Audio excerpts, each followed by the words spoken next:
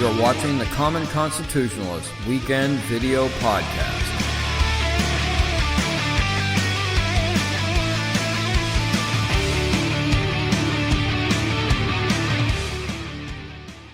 So hi there, my name is Brent Smith, and once again, welcome to the Common Constitutionalist Weekend Video Podcast. It's just flat nasty out here in New England, man. But it ain't snowing, bro, so that's a good thing. It's like low 40s, upper 30s, rainy, foggy, icky poo. It's just awful out here. But if this was snow, we'd be buried in it. So, hooray, if this is global warming, sign me up, bro. Sign me up. Okay, so anyway, I haven't done one of these in a while. It's kind of like a read and react type of thing. I just skimmed over this article real quick. Maybe yesterday I found it, or even maybe this morning. It's from the Atlantic. So right off of the bat. So I just scanned it and I said, you know what? I don't want to read any further. The thing is interminably long.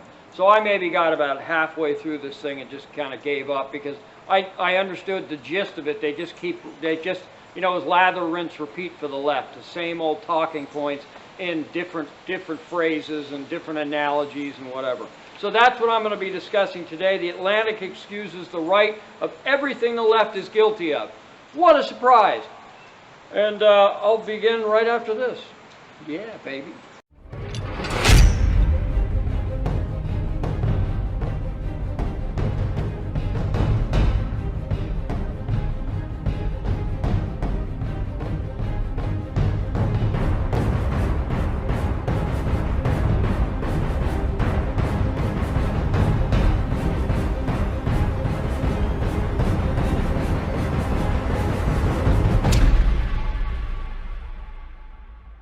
Back. And the weird thing, sometimes you see me without glasses on if I'm reading something, and sometimes you see me with glasses on. I used to have to wear glasses literally all the time to read, to see, to function, okay, or contacts when I could wear them before I tore out my cornea almost, and that was the end of my days of contacts.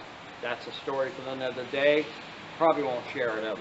Anyway, so now, interestingly enough, like Benjamin Button type of thing, my eyes are improving. For the past 2 years, I've gone to the eye doctor, and my vision has improved slightly. So now, instead of having to read with my glasses on and see with my glasses on, now I only have to see with my glasses on. It's the weirdest thing, and the docs can't figure out, and I don't care. It doesn't matter to me. If it improves, all the better. So now to read at a normal distance, like this, I take my glasses off. I used to have to read like this, to get close enough because my eyes were so bad. Who knew? Okay, so anyway, the Atlantic, so this is from the Atlantic. Now it used to be that I would say, and many other conservatives would say, if you want to get a bead on the radical left, you sign up for like MoveOn.org email alerts and stuff like that. But now it's got to be where the Atlantic is like the Atlantic, the Guardian, these types of things. These people are the go-tos for the radical left, it seems like. There is no more radical than the Atlantic. If there's a radical leftist position to be had, you can find it on the Atlantic. So, this is from the Atlantic. America's second worst scenario, they say. So I can tell already this is going to be painful, but that's what I'm here for. Hopefully I don't know if people just like to see me in mental pain or something. I have no idea. Anyway, they write, so far, cumulative acts of civic virtue have saved the republic. Hey, you know what? They called it a republic. Most everybody on the left, and frankly most everybody on the right, say we got to save our democracy. If we only had one to save. We are a constitutional representative republic. We are not a freaking democracy. That is a real pet peeve of me. Okay, whatever. Okay, but the constitutional order is still in danger. You're absolutely right. The constitutional order has been in danger since Andrew Jackson was president prior to the Civil War. Wasn't it prior to the Civil War? I don't know. Yeah, I guess it was. At any rate, they write, they continue. The next time, I love this, the next time an insurgent mob arrives to sack the Capitol, if one happens to try between now and Inauguration Day, mere strength of numbers will not overwhelm the defenses. I saw the video. I'm sure most everybody saw the video. Did it look like they were trying to sack the Capitol? Yes. Did they get into the Capitol? Did they break into places they weren't supposed to be? Absolutely, and they're stupid dopes for doing it. I'm sorry, y'all are just a bunch of morons. The guy that sat in Nancy Pelosi's chair and took a letter from her, with her signature on, what an idiot. Then there was a guy in the rotunda or something like that that picked up a lectern and took some pictures with it. So what? So freaking what? Sack the Capitol. What about all the cities that have been sacked by leftist thugs? What about that, Atlantic? You never said word freaking one about those people, right? They burn out businesses. Businesses have to go under because they were boarded up and they were broken into and burned out. Whole buildings burned to the ground. People shot. People beat. People just like, and where are the crickets? Just crickets from you people on the left. And now a mob or an insurgent mob tries to sack the Capitol. I mean, honestly. So anyway. They continue. In the 10 days of numbers, in the 10 days since the January 6th assault on Congress. Was any congressperson assaulted? No. The Secret Service has overseen the establishment of an instant green zone. Now here we go. Like Iraq or Afghanistan or something like this, or some held territory, enemy territory by the United States, we establish a green zone where it's relatively safe to wander about in. That's a green zone in a military setting. This is not a freaking green zone. You don't need a freaking green zone. Fortified by, here we go, fortified by 8-foot steel barriers and patrolled by 20,000 National Guardsmen. Steel barriers, what is steel? That's like a fence or a wall. What are steel barriers supposed to do? That's right. Keep out people that aren't supposed to be there. You mean like a wall on the southern border? That's right. It's amazing how many steel barriers, fences, and walls are erected around things that leftists find important, yet we're not allowed to build one on the southern border. How interesting. I just thought that was interesting. Doesn't need to make sense, and it doesn't, but it's just interesting. 20,000 National Guardsmen. Again, this is an absolute optic setup, okay? This is the left's strength, that they just go on emotion and optics. That's all they function on, is emotion and optics. 20,000 National Guardsmen? Why? You don't need that. Let's read on. Those are real bullets, people, in the magazines of their Army-issued M4 assault rifles. Of course, there's no such thing as an assault rifle, but that's beside the point. I digress. I'm sure people would disagree, but I'm sorry, look it up. The assault rifle was just a made-up term, okay? An M4 is a select fire long rifle. That's what it is. It's not an assault rifle. Whatever. Okay, not the standard gear for maintaining civic order. Oh, okay. A healthy not to maintain civil order, and it's not the standard gear because the National Guard is never called out when leftist riots, because the mayors and the city council and whatnot tell the police to stand down and get out of their way so they can do what they want to do to get their anger out and burn businesses and whatnot. Just don't come to my mansion, the governor's mansion, and you can pretty much do whatever you want. That's the leftist view. Oi. They continue. A healthy democracy does not, well, here we go. Had to throw that one in, didn't you? A healthy democracy does not need a division-sized force to safeguard the incoming president in its capital. You're right, they don't. And they shouldn't be there because they don't have to be there. This is a leftist show of force, okay? This is a leftist show of intimidation. That's what it is. I don't care, you argue all you want, but that's what it is. This is optics again. Okay, where am I here? generals and admirals in a thriving republic. Well, they said that again. That's two in a single leftist article. That's a bloody miracle. Do not have to enjoin the troops against violence, sedition, and insurrection. Are you freaking kidding me? This is such a joke. Or reaffirm that there's no role for the U.S. military in determining the outcome of a U.S. election. You're right, there is no role, and they haven't played a role, and hopefully they won't play a role. But if leftists have anything to do with it, they'll push the envelope, and they'll force them into playing a role, because that's what they want. They want the conflict.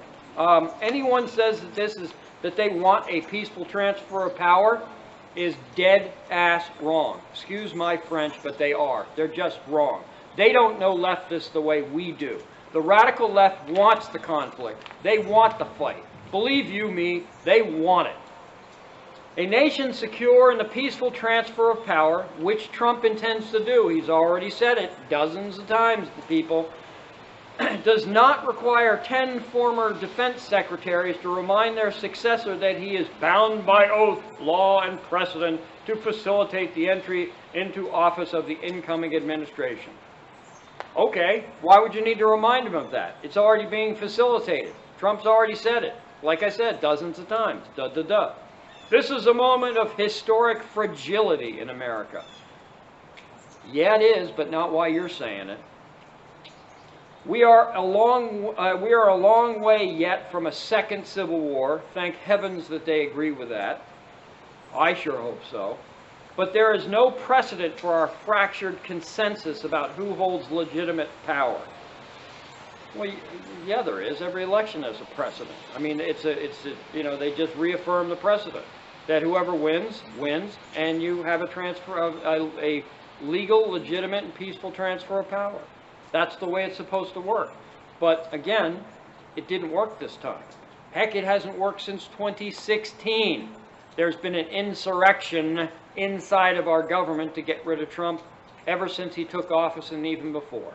So don't lecture us leftist a-holes about what's right, what's an insurrection, what's sedition, and everything else, because that's been going on. The persecution of President Trump has been going on since 2016, so get a clue, all right?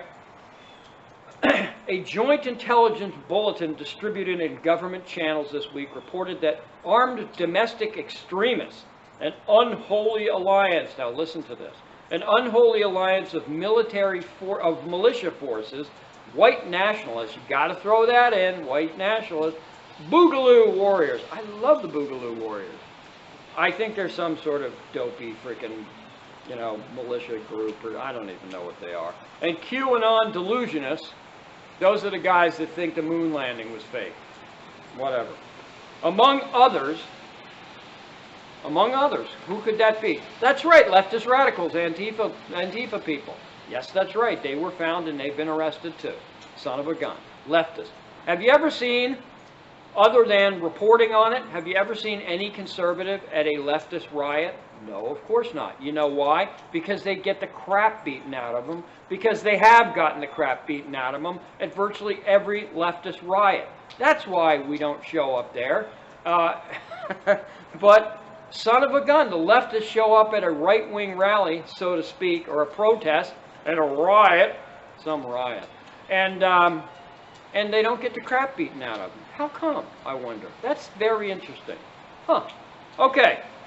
They may exploit the aftermath of the Capitol breach by conducting attacks, listen to this, to destabilize and force climactic conflict in the United States. Are you freaking kidding me, man?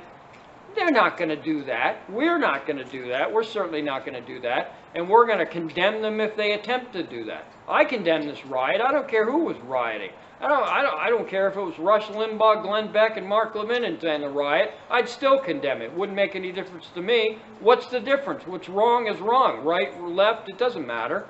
Duh. Destabilizing force. Give me a freaking break, people. You want the destabilizing force because you want, like I said 1,000 times and other conservatives have said more than I've said, you guys want the conflict, you want the fight, you crave the fight, you need the fight because you need a freaking boogeyman. That's what you need. all the time. Leftists, that's what you need, a boogeyman. And for 4.5 years, you've had Trump as the evil boogeyman that you can blame every woe that you have created on Trump. That's the way it is. Now, you're looking for something else. But even this is not the principal threat we face. Perish the thought. What could it possibly be? Nobody is going to take control of the U.S. government by force. Yeah, you're absolutely right. I agree. Son of a gun. The extremists are capable of bloodshed. Really? How many people were shot in the Capitol riots? Were bludgeoned, were beaten to within an inch of their lives in the Capitol riots? One person was shot by Capitol Police, wrongly, although she was in the wrong place at the wrong time, and that was her fault. But at any rate, she still shouldn't have been shot for her troubles. And there were 3 other people who died of other causes that had nothing to do with beatings, shootings, knifings, or anything else. Probably just died of heart attack or whatever. I don't know what happened to them.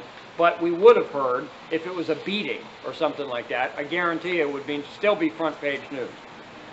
So, the only people, and again, the title of my podcast, The Atlantic Accuses the Right of Everything that the left is guilty of. The left is guilty of these things. They're guilty of insurgent attacks. They're guilty of sedition. They're guilty of bloodshed, of bludgeoning people. Their resurgence is, however, a symptom of genuine danger to our constitutional order. Again, leftism, the leftist resurgence, or the leftism as a whole, is a genuine danger to our constitutional order. We know that, just like Islamism is. Same thing. Here's the nub of our predicament. The Atlantic writes, boy, these guys are just, yay, for they're so intelligent. Donald Trump attempted democracide. Really? And he had help. Oh my heavens. The victims survived but suffered grievous wounds. Really?